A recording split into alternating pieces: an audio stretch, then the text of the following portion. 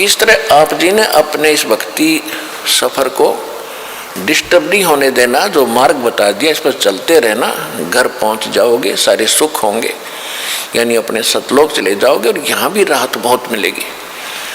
तो इसी प्रकार जो ऐसा कहते हैं वो बालक है,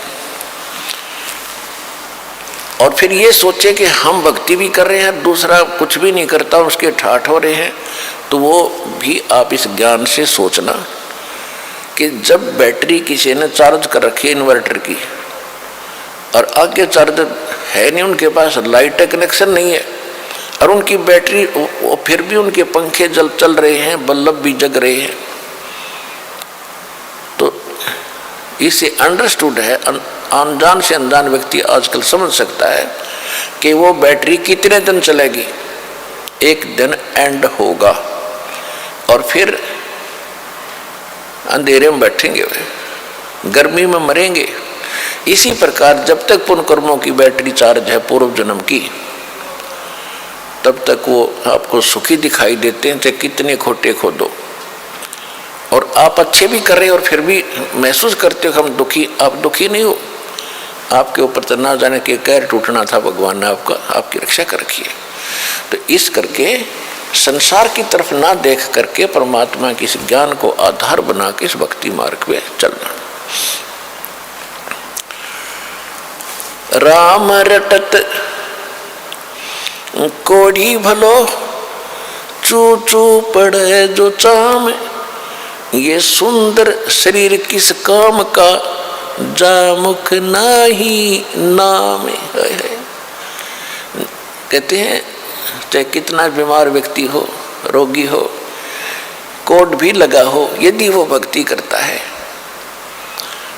सत्य भक्ति करता है, तो उसका रोग भी ठीक होगा, उसको मोक्ष भी मिलेगा। और जो सुंदर शरीर है, सारा दिन इसे के अपने देख रेख में इसी के गर्व करते हैं और भक्ति करते नहीं, कहते वो सुंदर शरीर किस काम का, जा मुख नाही नाम। फिर कहते राम रटत कन्या भली और साकट भलो न पूत, बकरी के गल में गलथड़ा जिसमें दूध न मूत। क्योंकि हमारे समाज में पुत्र को ज्यादा महत्व दिया जाता रहा है बिना ज्ञान के। वैसे पुत्र और पुत्री में हमें कोई भेद नहीं होना चाहिए, सब परमात्मा की आत्माएं हैं, अपने अपने संस्कार सब साथ लेकर आते हैं। फिर भी उस समय जो परमात्मा ये ज्ञान दिया करते थे कबीर भगवान, तो उस समय क्या कहा करते कि बेटी सत्संग में नहीं जाएगी, बेटे बेशक चले जाओ। लेकिन रिवाज तो थी नहीं भक्ति की, वैसे को दुख में वैसे कोई साधु संत के पास चले जाते थे झाड़ा दूड़ा लुवाने के लिए।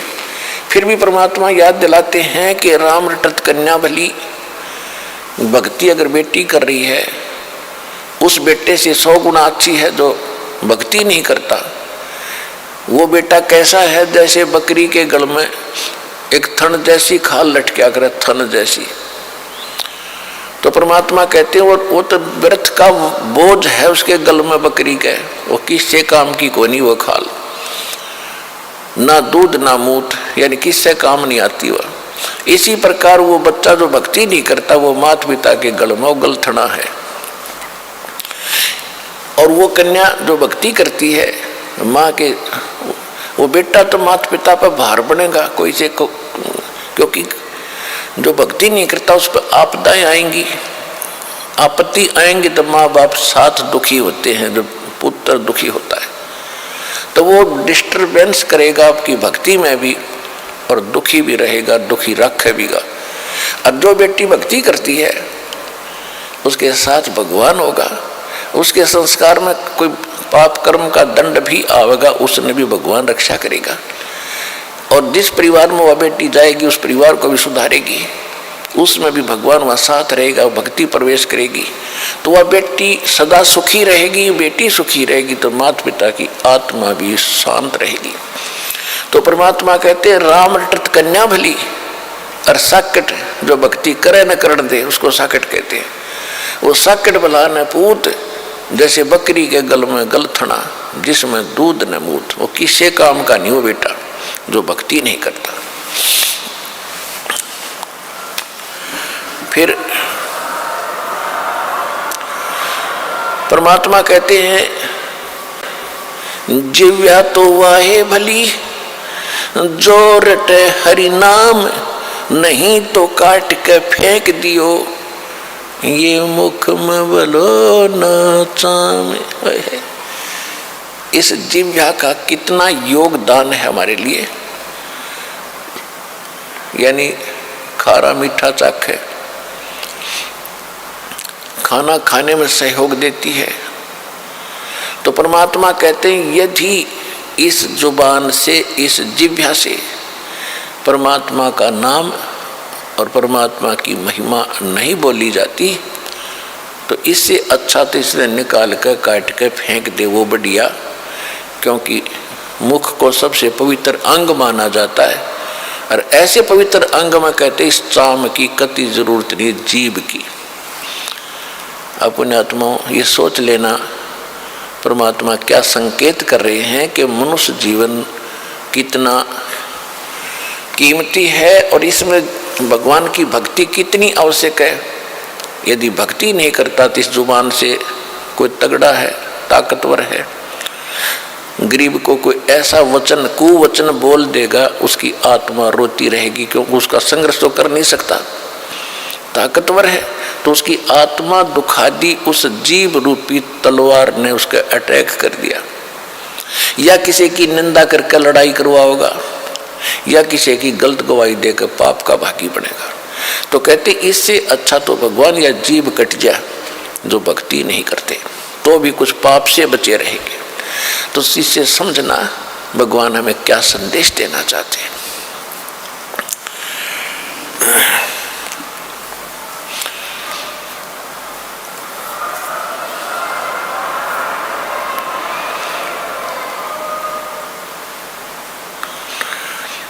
परमेश्वर स्वयं आकर ही यथार्थ ज्ञान अपनी प्यारी आत्माओं को कराते हैं, क्योंकि यहाँ पर दो पावर हैं, दो शक्ति हैं। एक तो यह सरपुरुष जिसको ज्योत स्वरूपी निरंजन काल कहते हैं, इसको ब्रह्म भी कहते हैं। और आज तक इन ऋषियों ने ब्रह्म का ही ज्ञान है, ब्रह्म से ऊपर इनको कोई पता नहीं था। और ये ब्रह्म कौन है? ये काल है, 21 ब्रह्मांड का स्वामी है। इसको श्राप लगा हुआ है 1 लाख मानव शरीरधारी प्राणियों का नित आहार करने का, जिस कारण से इसने यहाँ सबको मिसगाइड करके रोका हुआ है, मूर्ख बना रखा है, सत्य से अपरिचित कर रखा है, भगवान का नामो निशान मिटा रखा है और सब कुछ भगवान बना दिया। कहीं 2 ईंट लगाकर कोई बना रखा है स्थान, वो भी भगवान मत्था टेको। कहीं मूर्ति बना रखी है, वो भी भगवान, और ये देवता भी भगवान, ये स्वयं भी भगवान। इनमें से कोई सा भी परमात्मा नहीं है। 21 ब्रह्मांड के अंदर जितने देव हैं ये परमात्मा नहीं है। पुण्यात्माओं, यही तो काम बिगड़ा पड़ा था कि हमने भक्ति मार्ग का कै ख भी पता नहीं, कै ख इंक्लूडिंग ब्रह्मा विष्णु महेश, ब्रह्मा विष्णु महेश को भी, और ऋषि में ऋषि जो सतयुग से लेकर आज तक जितने ऋषि हुए हैं जिनको हम बड़े पहुंचे हुए माना करते, इनको भक्ति मार्ग का कै ख पता नहीं। और जिसी कारण से आज हम इतने अंधेरे में पड़े हुए हैं कि सत्य ज्ञान को सुनने के लिए हमारे पास वो हिम्मत नहीं कि हम सच्ची सुन लें, जिसके कारण विरोध हो जाता है। हम नहीं सुनते, झूठ बोलता है, और झूठ को सच मान ली। एक कहावत है कि एक झूठ को 100 बार बता दिया जाना वह सच्ची बन जाती है, सच्ची दिखने लग जाती है। और जब सत्य सामने आती है तो वो झूठी ही सत्य आगे अड़ जाती है। तो इस काल ने ऐसा जुल्म कर रखा है कि भक्ति मार्ग का नामो निशान मिटा दिया। अब भक्ति कौन से भगवान की करे? ये परमात्मा नहीं, बताओ। और हम इनको सुप्रीम पावर माने बैठे थे, ब्रह्मा जी, विष्णु जी, शिव जी। ब्रह्मा जी की तो पूजा करते नहीं थे, लेकिन आदर की दृष्टि से इसको समांतर देखते थे। किसके? विष्णु और शंकर जी के। इनसे ऊपर ही पता नहीं था। इससे ऊपर ऋषि, एक आधा कोई ऋषि कहता था ब्रह्म शक्ति है। वो कैसा है? वो निराकार है, उसका ओम नाम है। यहां बुद्धि टेकी थी आज तक सबकी, चाहे पवित्र हिंदू धर्म के लोग हैं, चाहे पवित्र मुसलमान धर्म के लोग हैं, वो भी इसी काल निराकार के ऊपर टिके हुए थे। चाहे पवित्र विश्व ये ईसाई धर्म के लोग हैं, ये भी निराकार इस परमात्मा काल से ऊपर बुद्धि किसी की नहीं थी। ये तो परमात्मा स्वयं आए जो प्रत्येक युग में आते हैं। सतगुरु आए दया करी ऐसे दीन दयाल, और बंदी छोड़ बिरतास का जट रखनी प्रतिपाल। परमात्मा स्वयं आए 600 वर्ष पहले, उन्होंने आके ये ज्ञान कराया। अब श्री देवी पुराण के अंदर सचित्र मोटा टाइप गीता प्रेस गोरखपुर से प्रकाशित केवल हिंदी में 414 पृष्ठ पर यह लिखा हुआ है कि कलयुग सतयुग के ब्राह्मण वेद के पूरे विद्वान होते थे और वो दुर्गा की पूजा करते थे। तो खाक विद्वान थे। वेदों में कहीं दुर्गा की पूजा का नामो निशान है? चारों वेदों का सारांश श्रीमद् भगवत गीता है।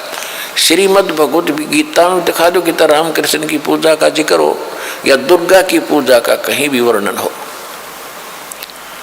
तो ये खाक विद्वान थे, पढ़ने वेद और बकवाद ज्ञान बकवाद बतावें और वही बकवाद खुद करें। वेद पढ़े पर वेद न जाने, ये बातें पुराने 18। ये पत्थर की पूजा करेंगे भूल गए सृजनहारा। देवी पुराण में लिखा है कि सतयुग के ब्राह्मण वेद के पूर्ण विद्वान होते थे और दुर्गा की पूजा करते थे। गांव गांव में मंदिर बन जाए दुर्गा का, उनकी यह खास आस्था होती थी। तो मूर्ति पूजा का लठी नन गढ़वा रखे नकलिया ने। वेद पढ़े और बकवाद अपनी गढ़िया करते, अपना दंत कथा लोक वेद बना के वो काल के जाल में सबको फंसा रखा था। अब श्रीमद् भगवत गीता अध्याय नंबर 16 में, अध्याय नंबर 15 के श्लोक नंबर 16 और 17 में कति निर्णय कर दिया सर्वपुरुष और अक्षर पुरुष। दो पुरुष हैं। पुरुष माने प्रभु, भगवान, मालिक। सर्वपुरुष इसको ब्रह्म को कहते हैं, ज्योति निरंजन काल को कहते हैं, जो ब्रह्मा विष्णु महेश का पिता और दुर्गा का पति है। 21 ब्रह्मांड का मालिक है, 21 ब्रह्मांड का स्वामी है, पुरुष है। और दूसरा अक्षर पुरुष, ये 7 संग ब्रह्मांड का स्वामी है। इतना ही मालिक है, इतना ही पुरुष है, इतना ही भगवान है। और इनके दोनों के लोक में ये स्वयं भी जितने प्राणी हैं ये सब नाशवान है। जीवात्मा किसी की नहीं मरती। ये तो कुत्ते के देखी भी नहीं मरती, वो तो विषय अलग है। फिर उसमें 15वें अध्याय के गीता के 17वें श्लोक में निर्णय दे दिया कि उत्तम पुरुष है तो अन्य परमात्मा इति उदाहरत है। और ये लोग तरह अवश्य विवर्ती अवैश्वर है। तीसरे 17वें श्लोक में कहा है कि उत्तम पुरुष यानी श्रेष्ठ भगवान, श्रेष्ठ परमात्मा, श्रेष्ठ प्रभु तो इन दोनों से सर्वपुरुष और अक्षर पुरुष से कोई दूसरा ही है और उसको परमात्मा कहते हैं। परमात्मा इति उदाहरते, उसको परमात्मा कहते हैं। परमात्मा का अर्थ है दुख ना दे सुख ही दे। तो सतलोक के अंदर जहाँ से हम आए थे और जहाँ की हम अब प्रयत्न कर रहे हैं जाने की, जहाँ को हम जाने की प्रेरणा कर रहे हैं, वहाँ दुख नहीं है, वहाँ मृत्यु नहीं है, वहाँ वर्धावस्था नहीं है, किसी भी प्रकार का किसी वस्तु का अभाव नहीं है। तो कहने का भाव ये है कि उसमें लिखा है कि उत्तम पुरुष यानी पुरुषोत्तम, पुरुषोत्तम तो कोई और है, श्रेष्ठ भगवान को पुरुषोत्तम का, और उसी को परमात्मा कहा जाता है। और तो परमात्मा भी को नहीं, परमात्मा का अर्थ है श्रेष्ठ आत्मा जो केवल सुख दे, दुख ना दे किसी को। फिर और जो तीनों लोकों में प्रवेश करके सबका धारण पोषण करता है। एक लोक तो हो गया 21 ब्रह्मांड का अक्षेत्र सर्वपुरुष का, दूसरा लोक हो गया अक्षर पुरुष का 7 संग ब्रह्मांड का क्षेत्र, और तीसरा लोक है सतलोक, और ऊपर के जितने 4 लोक हैं ऊपर, सतलोक, अलखलोक, अगम और अनामी अकेलोक, वो चारों मिलकर एक लोक कहलाता है। अविनाशी लोक है वो सारा। तो इस तीनों लोकों में प्रवेश करके जो सबका धारण पोषण करता है वही पूर्ण परमात्मा है। और जब हम एक ब्रह्मांड की बात करेंगे तो 3 लोक ये अलग हो जाते हैं, पृथ्वी लोक, पाताल लोक और स्वर्ग लोक। ये लोक तो एक लोक, एक मतलब ब्रह्मांड के अंदर ये भी लोक कहलाते हैं।